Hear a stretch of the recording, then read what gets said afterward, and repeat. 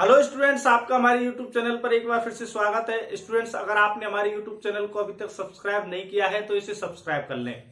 जैसा कि हमने पिछली वीडियोज में बताया था कि हमने हर सब्जेक्ट्स के नोट्स तैयार कर लिए हैं जो कि आपके बोर्ड्स में कॉम्पिटिटिव एग्जाम्स में बहुत काम आने वाले हैं।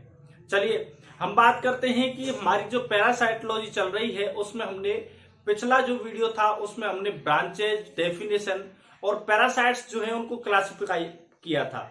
अब हम इस वीडियो में होस्ट जो होते हैं उनको क्लासिफाई करने वाले हैं। तो आपने हमारे यूट्यूब चैनल को सब्सक्राइब कर लिया है।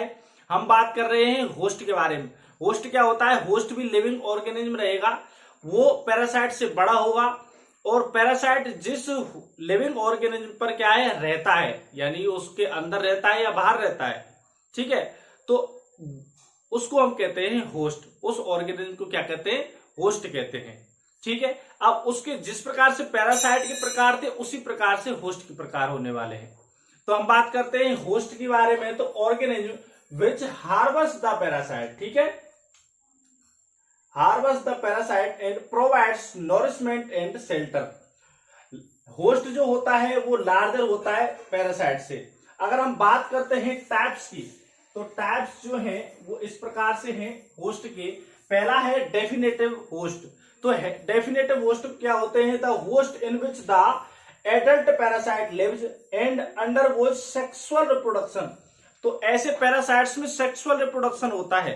और कौन सा पैरासाइट करता है? एडल्ट वाला पैरासाइट। ठीक है, तो एडल्ट वाला पैरासाइट रहेगा और वो सेक्सुअल रिप्रोडक्शन करेगा। तो ऐसे होस्ट क्या कहलाएंगे? Definitive host. एग्जाम्पल है मॉस्किटो होता है, वो क्या है? मलेरियल पैरासाइट के लिए क्या होता है? डेफिनेटिव होस्ट होता है। इसी प्रकार से हम बात करते हैं डेफिनेटिव होस्ट में भी ह्यूमन। डेफिनेटिव होस्ट ह्यूमन भी हो सकता है, ठीक है, जैसे फाइलेरिया के लिए है, राउंड वर्म और हुकवर्म के लिए है। अब इसी तरीके से हम बात करते हैं दूसरे प्रकार की इंटरमीडिएट होस्ट की।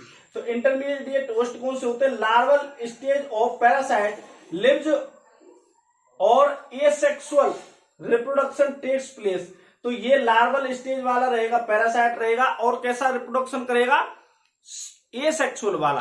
देखिए आप समझिए, इन दोनों को आप इस प्रकार से समझिए कि यहां पर लार्वल स्टेज रहेगी और यहां पर एसेक्सुअल रिप्रोडक्शन हो जाएगा।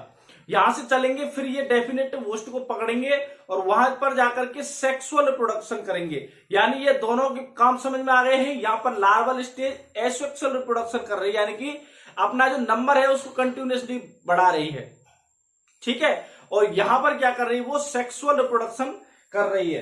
तो ये दोनों आपको होस्ट समझ में आ गए हैं, डेफिनेटिव होस्ट और इंटरमीडिएट होस्ट।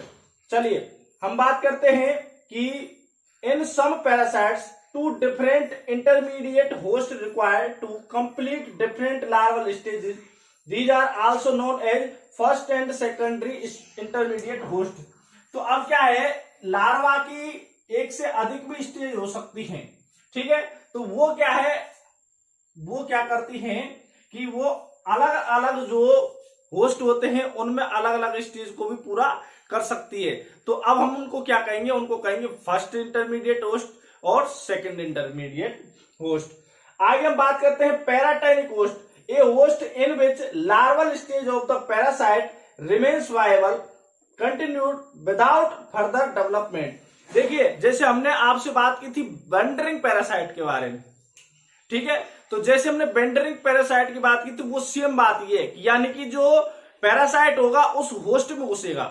ऐसा होस्ट जिसमें पैरासाइट घुसेगा, जैसी कंडीशन में घुसेगा वो वैसी ही कंडीशन में रहेगा, उसका कोई आगे डेवलपमेंट नहीं होगा। वो अगर लार्वल स्टेज में घुसा है तो वो उसका एडल्ट नहीं बनेगा, मतलब वो सेम जैसा घुसा है वैसा ही रहेगा। तो ऐसे जो होस्ट होते हैं उनको पैराटाइनिक होस्ट कहते हैं। आगे बात समझ में कि जिस कंडीशन में घुसेगा वो होस्ट में जाकर के वैसी ही कंडीशन में रहेगा और उसका कोई भी डेवलपमेंट नहीं रहेगा।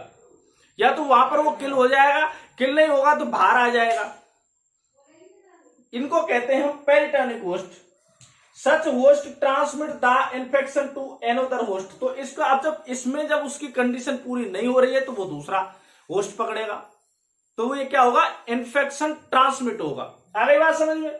फिश और प्लीसर्कोल लार्वा ऑफ डिलेटम, ठीक है, ये फिश जो होती है ये पैराटोनिक होस्ट होती हैं।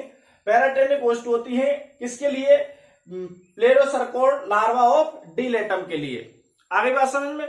चलिए इसी प्रकार से हम बात करते हैं रिजर्वर होस्ट। अब रिजर्वर होस्ट क्या होते हैं? रिजर्वर होस्ट वो होते हैं जिनमें कि जो पैरासाइट है वो अंदर है, ठीक है, उसकी संख्या भी है, लेकिन अब उससे उसको कोई नुकसान होने वाला नहीं है। लेकिन अब इस होस्ट से अगर वो दूसरे में चला जाएगा तो वहां जाकर के वो इन्फेक्शन फैलाएगा। तो ऐसे होस्ट जिनमें पड़े हुए हैं लेकिन कोई भी नुकसान नहीं पहुंचा रहे, उनको क्या कहेंगे हम? रिजर्वर होस्ट, ठीक है। तो रिजर्वर होस्ट क्या है? In an endemic area A parasite infection is continuously kept up by the presence of the host which the parasite and acts an important source of infection to other susceptible host। आगे बात समझ में? तो ये infection का source होता है other host के लिए। फिर एक्सीडेंटल पैरासाइट की तरह एक्सीडेंटल होस्ट हो जाएगा कि भाई साहब जरूरत पड़ी, पैरासाइट जो है बाहर निकला, अब उसको जरूरत किस चीज की पड़ी? अब उसको जरूरत पड़ी भाई साहब कि होस्ट की जरूरत पड़ी, लेकिन वो क्या है? अपना जो होस्ट है जिसमें उसको जाना है वो तो मिला नहीं, लेकिन उसी टाइम पे कोई और होस्ट आया तो वो उसमें प्रवेश कर गया, यानी वो एक्सीडेंटली उस होस्ट में गया है, उसका उससे कोई मतलब नहीं है। तो ये ऐसे होस्ट को क्या कहेंगे हम? Accidental host. Accidental host the host in which the parasite is not usually found, ठीक है, पैरासाइट ऐसे होस्ट में नहीं पाया जाता है। जैसे एग्जांपल है man is accidentally host for cystic echinococcus, ठीक है।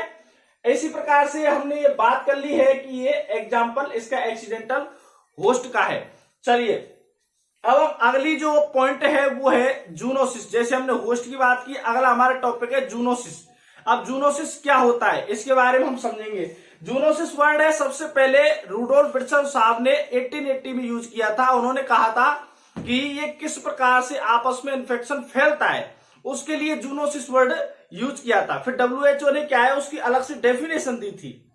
आगे बात में तो zoonosis word introduced by Rudolf Virchow साहब in 1880 to induce the diseases shared in nature by man and animal. तो मैन में और एनिमल्स में किस प्रकार से शेयरिंग होती है डिजीज की, तो इसको हम कहते हैं प्रोसेस, ऐसी प्रोसेस जिसमें मैन और एनिमल में क्या है डिजीज शेयर होती है, उस प्रोसेस को जूनोसिस कहा जाता है। ऐसा किसने कहा? ऐसा कहा रूडोल्फ विर्चो साहब ने 1880 में। चलिए तो WHO ने क्या है बाद में 1959 में इसकी डेफिनेशन दी है। वो क्या दी है कि those diseases and infection which are naturally transmitted between vertebrate animals and men। तो इन्होंने कहा कि ऐसे इन्फेक्शंस जो नेचुरली क्या है वर्टिब्रेट और मैन के बीच में फैलते हैं, तो इस प्रोसेस को हम कहते हैं जूनोसिस। आगे बात समझ में? तो अब इसी के आधार पर हम जो जूनोसिस जो है उसी के आधार पर हम इन्फेक्शन किस प्रकार से कौन से जो पैरासाइट है वो फैलाते हैं, तो उनका हम डिवीजन कर लेते हैं, ठीक है। उनको कहा जाता है जूनोज। उनको क्या कहा जाता है? जूनोज। ऐसे पैरासाइट जो क्या है जूनोसिस प्रक्रिया में भाग लेते हैं वो क्या है? जूनोज, ठीक है। तो इसी में अगर हम प्रोटोजोअल जूनोज की बात करते हैं तो वो इस प्रकार से टॉक्सोप्लाज्मोसिस, लीशमानियासिस, ठीक है, बेरेंटेडाइटिस और क्रिप्टोस्पोडियोसिस। तो ये प्रोसेस प्रोटोजोअल जूनोज जो होते हैं वो इन जो डिजीज होती हैं जूनोसिस की जो प्रोसेस होती है इनको करते हैं। इसी प्रकार से हेलमिंथिक जूनोज होते हैं वो हाइड्रिक डिजीज करते हैं, टीनियासिस डिजीज करते हैं। अगर हम बात करते हैं एंथ्रोपोजूनोज की बात करते हैं तो ये क्या होते हैं? Infection transmitted to man from lower vertebrate. तो इनमें ये कौन से जूनोज कहलाते हैं? जिनमें इन्फेक्शन जो है मैन से लोअर वर्टिब्रेट में जा रहा है, मैन से लोअर वर्टिब्रेट में जा रहा है, तो वो कौन से जूनोज होंगे? वो एंथ्रोपोजूनोज होंगे, ठीक है। तो इसका एग्जांपल है सिस्टिक एकाइनोकोकस। अगर हम बात करते हैं, अगर इसको उल्टा कर दें तो अगर इन्फेक्शंस लोअर वर्टिब्रेट से मेन में जा रहे हैं तो वो क्या हो जाएंगे? जू एंथ्रोपोनोज, ठीक है। Infection transmitted from man to lower vertebrate, example human tuberculosis to cattle. तो ह्यूमन ट्यूबरकुलोसिस जो है वो कैटल में फैलता है। ये किसका एग्जांपल है? ये एग्जांपल है जूएंथ्रोपोनोज का, ठीक है। तो इस प्रकार से जूनोसिस जो है वो पैरासाइट्स करते हैं और उनके डिवीजन है और वो कौन सी डिजीज है उसके एग्जांपल्स हमने आपको बताए हैं।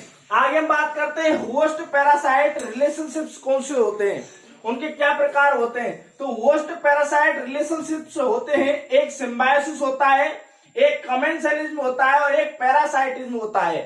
अब सिम्बायोसिस में क्या होगा, सिम्बायोसिस में जो आपस में जो पैरासाइट और होस्ट होंगे वे आपस में डिपेंडेंट रहेंगे एक दूसरे पर, वो कुछ करेगा तो वो कुछ करेगा, ठीक है। तो और ये आपस में एक दूसरे को कोई भी नुकसान नहीं पहुंचाते, मतलब फायदे के लिए होते हैं, वो क्या है सिम्बायोसिस एसोसिएशन। इसी प्रकार से अगर हम बात करते हैं कमेंसलिज्म एसोसिएशन, उसमें क्या होता है कि ओनली पैरासाइट जो होता है ना उसको फायदा मिलता है। बेनिफिट किसको मिलता है, केवल कमेंसलिज्म में पैरासाइट के लिए, लेकिन ये क्या है होस्ट के लिए इसमें कोई फायदा नहीं होता है, बल्कि इसमें क्या होता है इसको इंजरी तो कोई नहीं होती लेकिन इसको फायदा भी कोई नहीं होता है। तो ये क्या होता है कमेंसलिज्म। आगे हम बात करते हैं पैरासाइटिज्म। अब देखिए पैरासाइटिज्म में केवल और केवल पैरासाइट को फायदा होगा, लेकिन अभी कमेंसलिज्म में होस्ट के लिए कोई नुकसान नहीं था, ठीक है, लेकिन पैरासाइटिज्म में होस्ट के लिए नुकसान है। तो पैरासाइट के लिए तो है फायदा, बेनिफिट हो गया है, और होस्ट को ये क्या करता है हार्म करता है। पैरासाइट कांट लिव इंडिपेंडेंट, लेकिन कमेंसलिज्म में क्या कर सकता है, ये जो पैरासाइट है ये अकेला भी रह सकता है, लेकिन पैरासाइटिज्म में क्या है अकेला पैरासाइट नहीं रह सकता है, कमेंसलिज्म में रह सकता है, ठीक है। चलिए इसके अलावा एक पॉइंट और है लाइफ साइकिल ऑफ पैरासाइट्स। तो पैरासाइट्स की लाइफ साइकिल होती है वो दो तरीके से चलती है, एक डायरेक्ट और एक इनडायरेक्ट। तो डायरेक्ट वाली जो होती है लाइफ साइकिल उसमें क्या है रिक्वायर सिंगल होस्ट।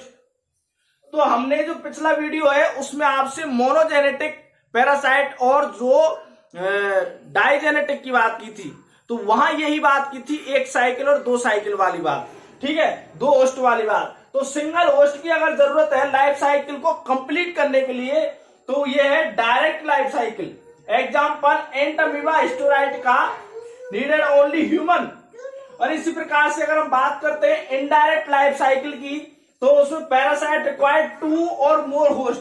तो इनडायरेक्ट लाइफ साइकिल के लिए पैरासाइट को क्या है 2 या 2 से अधिक होस्ट की जरूरत पड़ेगी।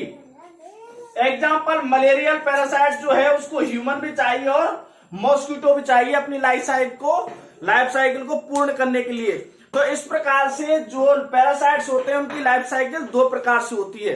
तो हमने किन किन चीजों को समझा है इस वीडियो में कि होस्ट जो होते हैं वो कौन कौन से प्रकार के होते हैं, जूनोसिस क्या होता है, WHO की डेफिनेशन क्या होती है, इसी के आधार पर जूनोस जो होते हैं वो कौन से होते हैं और वो कौन सी बीमारी फैलाते हैं। फिर हमने पढ़ा है होस्ट और पैरासाइट में रिलेशनशिप कौन कौन से प्रकार के होंगे, और फिर हमने लाइफ साइकिल जो है पैरासाइट की उनके बारे में पढ़ा है। तो स्टूडेंट्स आपको जो हमारा वीडियो है पसंद आया होगा तो इसको लाइक करें और चैनल को सब्सक्राइब करें, कमेंट करें। धन्यवाद।